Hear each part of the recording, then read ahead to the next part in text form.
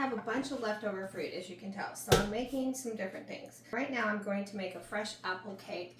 The recipe was given to me by a dear old family friend that I've known since I was in 5th grade.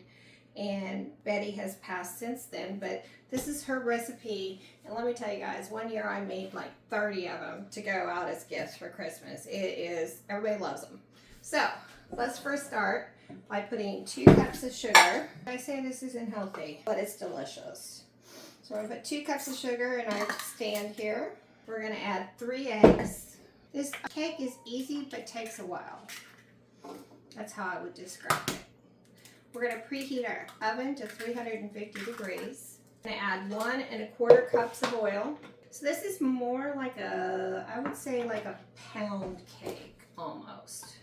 I would call it heavy. And 1/4 cup of fresh squeezed orange juice, pulp and all. We're going to raise this. Where is it? And turn this guy on. Let him mix up. While he's mixing, we're going to put in here 3 cups of flour. I think I'm going to use cake flour because I have cake flour. Okay, so we're going to get 3 cups of cake flour. Yes, I'm smelling it. Make sure it's because I didn't mark it. Brilliant thing that I am. 3 cups of cake flour. Okay, we're going to add a teaspoon of soda, baking soda.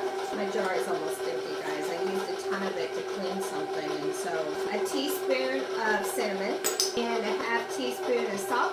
We're going to mix that together. Yeah, guys, I'm not very prepared, don't I? Okay, kind of mix the flour together and start incorporating into your batter. Mix in. And then also while this is mixing, we're going to add 2 cups of chopped apples. This was basically 3 small apples, about that big around. I suggest using bigger ones. They're easier to peel and core and chop, but that's what I had. I actually had some apples I bought, and they really weren't good for eating. And my daughter was like, I was like, I gotta do some of these apples. She goes, oh, please make Betty's apple cake. So here we are. My husband also asked for it after her. He just doesn't know it. Okay, so now we're gonna do a cup of chopped pecans. So we're gonna put those in our little food chopper. You don't want them too fine, but you do want them chopped up. These are toasted. I prefer to use toasted when I'm cooking. Sorry guys, I have a kitchen mess because today I'm doing a lot of cooking because I need to.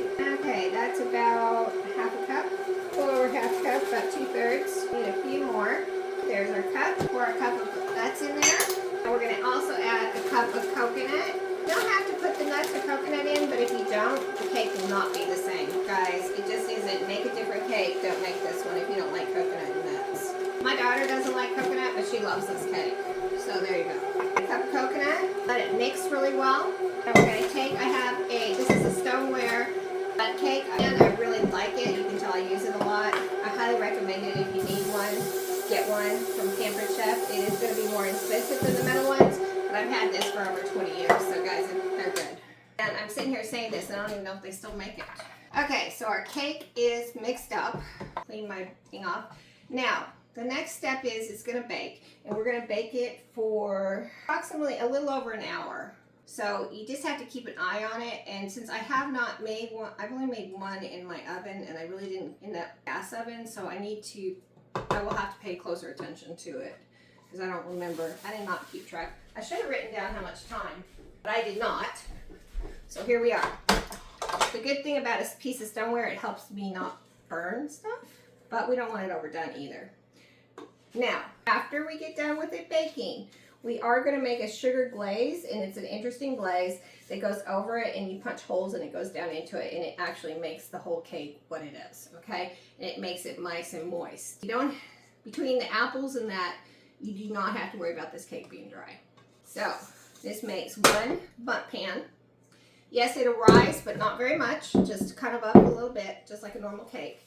So you can see it's 3/4 of the way full. So we're going to put this in the oven, and we'll see you in an hour and a half. Okay, as you can see, it's going to sit here and cool for 15 minutes before we go on to the next step when we make the glaze. So we're going to turn it out of our pan after 15 minutes. This is a stoneware pan, so it took an hour and 25 minutes to cook because it takes a little bit longer in a stoneware than it does a regular one. Okay, let's make our topping to go on here. Okay, this is at a boil.